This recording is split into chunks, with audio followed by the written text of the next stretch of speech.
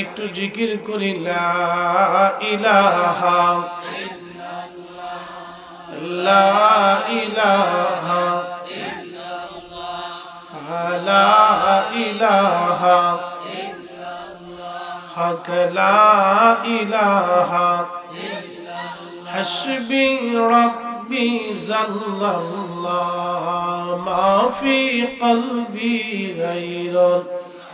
আহা নূর মুহাম্মদ বলি নূর মুহাম্মদ